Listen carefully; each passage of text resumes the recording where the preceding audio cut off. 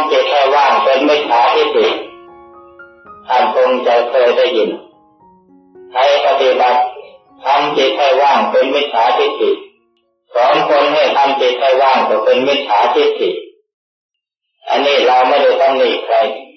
แต่ถ้าผู้สอนนั้นใช้คำว่าจงทำจิตให้ว่างแล้วท่านจะสำเร็จนิพพานในช่วงที่จิตว่างโดยไม่ชี้แจงเหตุผลอันนี้ก็ชวนให้ผู้ฟังเข้าใจผิดเหมือนกันแต่ความจริงนั้นนักภาวนาเนี่ยถ้าจิตไม่ว่างแล้วภูมิธรรมจะไม่เกิดอย่างสมมติว่าเราอยากจะรู้ว่าอนิจจังคืออะไรเราอธิษฐานจิตของเราแล้วบริกรรมภาวนาหรือพิจารณาถ้าในขณะที่เรานึกว่าคืออะไรคืออะไรคืออะไรคืออะไรอยู่นั้นเราจะไม่รู้ว่าอนิจจังคืออะไรเมื่อจิตมันนึกอยากจะรู้จะเห็นปล่อยวางปุ๊บอยู่ในลักษณะที่ว่าง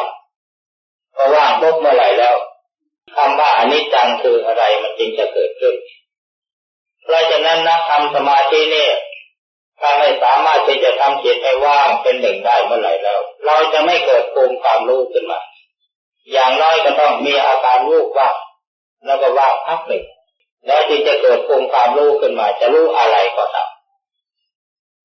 หากต่อไปยังมีความอยากรู้อยากเห็นอยู่จะไม่มีทางรู้เห็นได้เลยนอกจากเราจะเดาคาดคะเนเอาเองความรู้จริงเห็นจริงจะไม่เกิดขึ้นอันนี้ขอให้ทำความเข้าใจอย่างนี้ถ้าใครสามารถทำจิตให้ว่างได้เป็นดีที่สุดในขณะที่เราอยากรู้อยากเห็นอะไรนั้นเช่นอย่างสมมติว่าเราจะถามปัญหาตัวเองว่าสังขารคืออะไร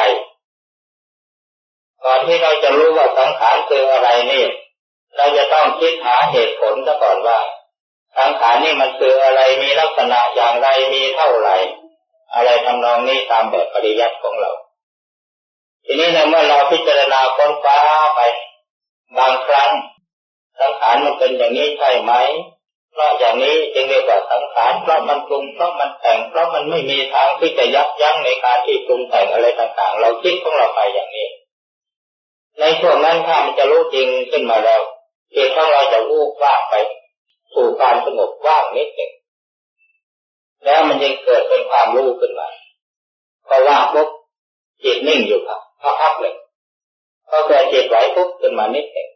จะรู้ทันทีว่าอาจจะมีคำตอบขึ้นมาว่าจิตจะตั้งค่าละตัวสังขารที่แท้จริงคือความปรุงของจิตมันจะบอกขึ้นมาอย่างนี้ใครเราบอกจิตของเราที่มันว่างเนี่ยมันบอกขึ้นมามันเป็นภูมิรู้ภูมิธรรมที่เราอาศัยสัญญาหรืออะไรต่างๆที่พิจารณานั้นเป็นแนวทางปฏิบัติเป็นภาคปฏิบัติเช่นอย่างเราจะพิจารณาว่าผมขนเล็บฟันหนังเนื้อเอ็นกระดูกของเราเนี่ยมันเป็นของปฏิกูลน่าเกลียดโสโครกเราก็นึกเอาว่าเอาทีนี้เมื่อจิตมันจะรู้จริงขึ้นมาแล้วมันจะหยุดว่าหยุดนึกนิ่งความนิ่งของจิตคือความว่างพอว่างอยู่สักพักหนึ่งแล้วมันจึงจะเกิดความรู้ขึ้นมาบางทีมันจะเกิดเป็นนิมิตให้มองเห็นเป็นสิ่งที่ปฏิกูลน่าเกลียดเน่าเปื่อยผุพังขึ้นมาบางทีมันจะรู้แต่เพียงแค่ว่าใจน้อมนึกรู้ขึ้นมาว่าเป็นจริงอย่างนั้นเท่านั้นแล้วแต่อุปนิสัยของท่านผู้ใดเราจะนำการปฏิบัติธรรมนี่ เราจะเป็นเกณฑ์ให้ภูมิจิตภูมิใจนี่เดินไปแบบเดียวกันรู้อย่างเดียวกันเห็นอย่างเดียวกันก็ไม่แม้แต่เพียงแค่ว่าผู้ที่ยังไม่เคยภาวนาไม่เคยทำสมาธิอาตมาเคยถามไอ้พวกที่เข้าโรงผ่าตัดโรงพยาบาลผ่าตัดที่ถูกวางยาสลบเคยถามเขาบางคนถามว่าในขณะที่ถูกวางยาสลบนั้นความรู้สึกมันไปอยู่ที่ไหนไม่รู้ไม่ทราบว่ามันไปอยู่ที่ไหนแต่บางคนมาถามเราเขาจะบอกว่าในขณะที่ถูกวางยาสลบนั้นจิตมันมีอาการวูบไปแล้วก็ออกจากร่างไปลอยอยู่กับแล้วมันก็ส่งกระแสมารู้ว่าหมอก็ทำอะไรเกี่ยวกับร่างกายของเรามันก็รู้อยู่ตลอดเวลาบางทีมันก็มองเห็นโครงกระดูกของตัวเองนี่มันพื้นฐานของจิตตั้งเดิมเนี่ยมันต่างกัน อย่างบางท่านพอมาบริกรรมภาวนาเข้านิดหน่อยจิตสงบเกิดสว่างขึ้นก็รู้ทำเห็นทำไปอย่างสบายบางท่านบริกรรมภาวนาตั้ง5-6 ปีจิตไม่เคยสงบเป็นสมาธิก็มีแต่ก็เพราะอาศัยศรัทธาความเชื่อมั่นในการปฏิบัติก็ทำไปไม่หยุดหย่อนเราจะไปเกณฑ์ไม่ได้หรอกลักษณะสังเกตของการทำสมาธิเนี่ย ถ้าหากว่า เราทำสมาธิที่ถูกต้องหรือภูมิจิตที่มันเป็นสมาธิที่มันถูกต้องนั้นจะมีลักษณะบ่งบอกว่าสมาธิจะต้องทำกายให้เบาทำจิตให้เบาจนกระทั่งบางครั้งไม่รู้สึกว่าเรามีกายนี่ลักษณะของสมาธิที่ถูกต้องแล้วเมื่อเลิกปฏิบัติที่ออกจากสมาธิมาแล้วก็ทำให้กายเบาตลอดเวลาแม้แต่ลุกจากที่นั่งเนี่ยอาการเหน็บชาหรืออะไรต่างๆจะไม่ปรากฏพอจิตออกจากสมาธิลืมตาตื่นขึ้นมาแล้วก็ลุกเดินไปได้เลยไม่ต้องมาดัดแข้งดัดขาอันนี้คือสมาธิที่เกิดขึ้นอย่างถูกต้องทีนี้สมาธิบางอย่างพอลืมตาขึ้นออกจากที่นั่งปฏิบัติแล้วบางท่านถึงกับนอนให้คนอื่นนวดเส้นนวดเอ็นก่อนอันนี้ไม่ถูกต้องแน่สมาธิแบบนี้คล้ายๆกับว่ามีอำนาจอะไรสักอย่างหนึ่งบังคับจะเรียกว่าอำนาจสะกดจิตก็ได้คือการสะกดจิตนั้นมันมีหลายอย่างสะกดด้วยอำนาจคาถาอาคมคำบริกรรมภาวนาก็มีอย่างคนที่ปลุกพระเนี่ยพอพระใส่มือแล้วก็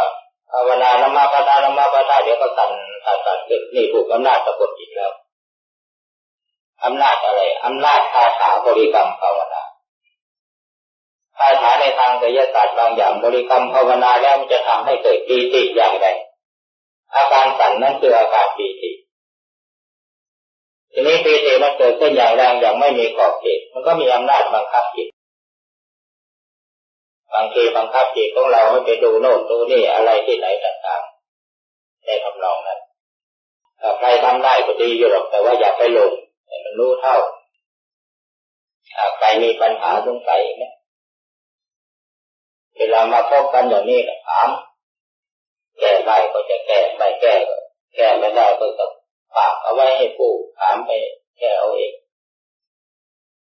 อัปปนาสมาธิอัปปนาทานโดยลักษณะความสัมผัสในทางจิตแล้วเหมือนกันแต่อัปปนาทานนั้นมันมีลักษณะของความสงบของจิตที่ไม่ได้เดินตามลักษณะองค์ฌานเดี๋ยวก็ผู้ภาวนาแล้วจิตมันสงบวูบลงไปมันข้ามขั้นเป็นฌานที่ข้ามขั้นไม่ได้เดินไปตามลำดับลักษณะของการเข้าฌานนี่จะต้องเข้าไปตั้งแต่ฌานขั้นที่1ที่2ที่3ที่4ฌานขั้นที่4นั่นแหละคืออัปปนาสมาธิอัปปนาฌานแต่อัปปนาสมาธิอัปปนาฌานนั้นมันเป็นฌานที่ไม่ประกอบด้วยองค์ไม่ได้ผ่านองค์ของฌานมาจึงอยู่ในเกณฑ์ที่เรีย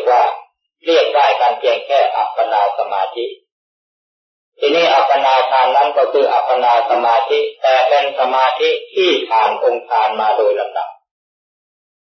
ตั้งแต่วิตกวิจารปีติสุขเอกคตาฌานที่1มีวิตกวิจารปีติสุขเอกคตาอยู่ครบฌานที่2วิตกวิจารหายไปยังเหลือแต่ปีติกับสุขเอกคตาฌานขั้นที่3ปีติหายเหลือแต่สุขกับเอกคตาฌานขั้นที่4สุขหายเหลือแต่เอกคตากับอุเบกขาแล้วก็เข้าไปสู่ฌานขั้นที่4เรียกว่าอัปปนาเรียกว่าถ้าจะว่าโดยสมาธิก็เป็นอัปปนาสมาธิอัปปนาสมาธิที่ผ่านองค์ฌานมาเรียกว่าอัปปนาฌานทีนี้อัปปนาสมาธิที่ไม่ได้ผ่านองค์ฌานเรียกว่าอัปปนาสมาธิเฉยๆที่ว่าวูบนั่นคือภวังค์ใช่ไหมครับใช่วูบคือช่วงว่างของจิต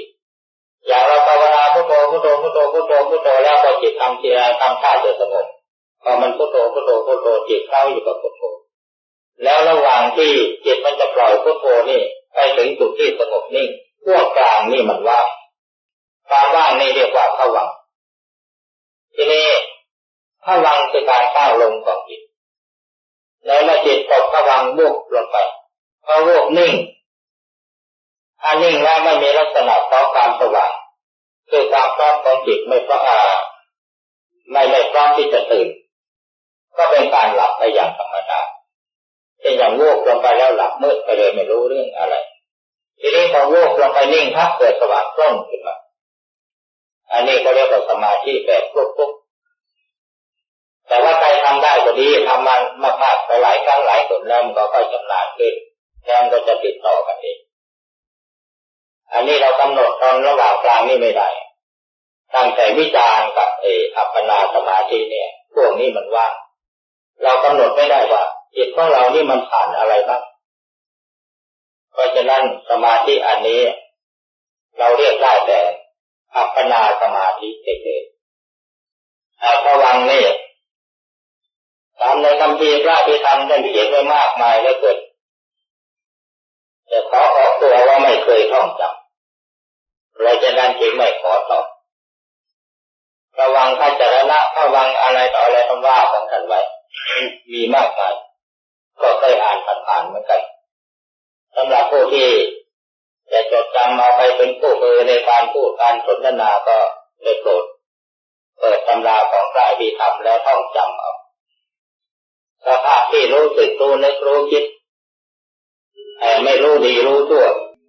ในเมื่อผู้ภาวนาทำจิตให้เกิดมีสติสัมปชัญญะสามารถประคับประคองจิตให้อยู่ในสภาพปกติได้จิตที่ประกอบด้วยสติเป็นจุดตัวเจตสิกหรือคุณธรรมเป็นเครื่องอยู่ของจิตสิ่งนั้นเป็นเจตสิกตามหลักวิชาท่านก็บอกว่าธรรมที่ประกอบกับจิตเรียกว่าเจตสิกอันนี้หมายถึงว่าคุณธรรมที่เราบำเพ็ญให้เกิดขึ้นเป็นเครื่องอาศัยของจิตที่เรียกว่าเป็นคุณธรรมนั้น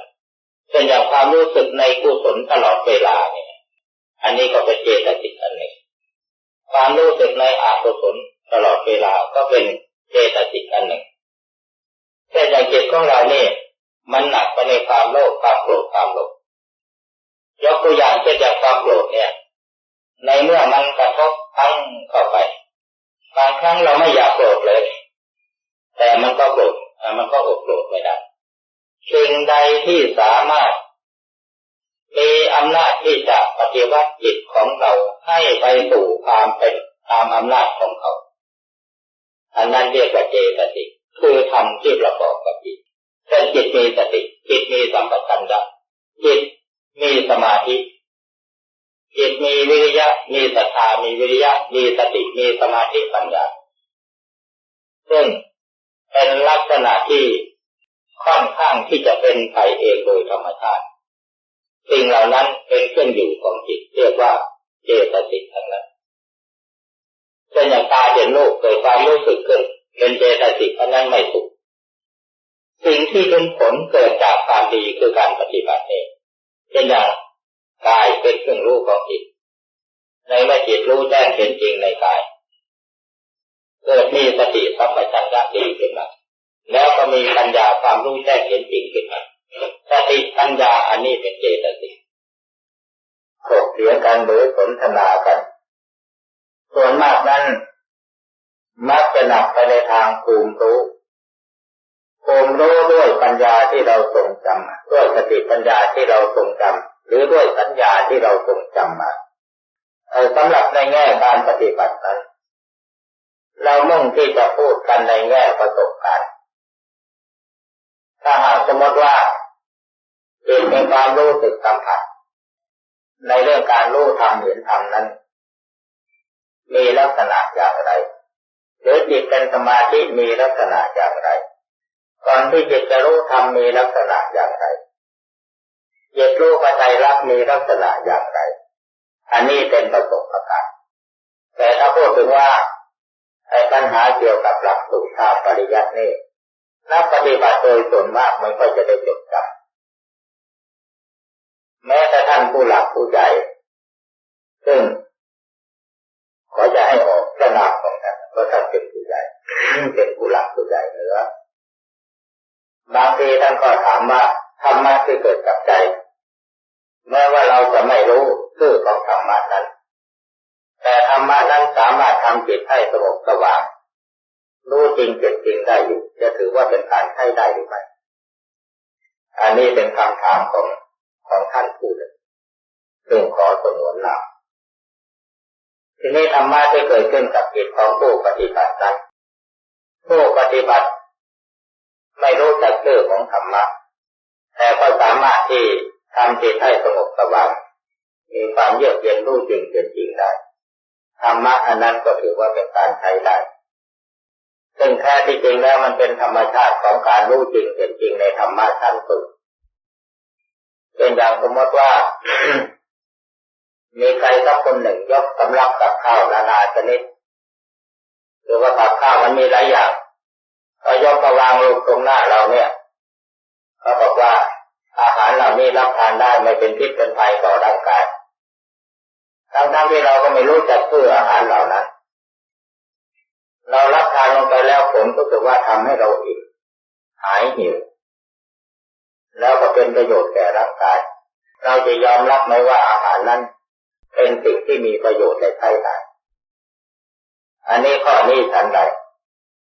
ธรรมะจึงเกิดกับจิตของผู้ปฏิบัติในระดับเหนือสมมติบัญญัตินั้นเราจะไม่มีชื่อเสียงที่จะเรียกชื่อธรรมะนั้นว่าอะไรมันมีแต่เพียงปรากฏการณ์ที่มีอยู่เป็นอยู่เท่านั้นอย่างที่ยกหลักมาอ้างในธรรมจักรกับวัตนสูตรมีแต่ยังกินกิสมุทยธรรมังสัมปันตังนิโรธธรรมันติมีแค่นั้นทีนี้ถ้าหากว่าจิตของผู้ปฏิบัติเนี่ยให้รู้ธรรมแล้วยังมีชื่อเรียกได้อยู่เนี่ยอันนั้นมันเน้นหนักไปในทางสัญญาความทรงจำมากกว่าความรู้จริงทีนี้สัญญามันละเอียดเราก็ไปเชื่อความคิดของตัวเองว่าอันนี้คือความรู้จริงแต่แท้ที่จริงนั่งความรู้จริงไม่มีจริงถ้าหากว่าใครสามารถถอดจิตของตัวเองเนี่ยออกไปลอยเด่นอยู่บนอากาศแล้วจิตมองมาดูร่างกายของตัวเองเนี่ยเห็นร่างกายมันเน่าเปื่อยผุพังลงไปจนกระทั่งมองเห็นโครงกระดูกจนโครงกระดูกมันแหลกละเอียดลงไปไม่มีอะไรเหลือโดยที่สุดแม่โลกที่มองเห็นอยู่เป็นที่อาศัยนี่ก็หายไปหมดยังเหลือแต่จิตดวงเดียวทีนี้ถ้าใครทำจิตให้มีภูมิรู้ได้ถึงขนาดนี้แม้เพียงครั้งหนึ่งครั้งเดียวก็ตามจะหายสงสัยในคำว่ายังกินจิตสมุทัยธรรมังสัพพันธังนิโรธธรรมมันติทันทีคือว่าในขณะที่มันจิตรู้เห็นในส่วนละเอียด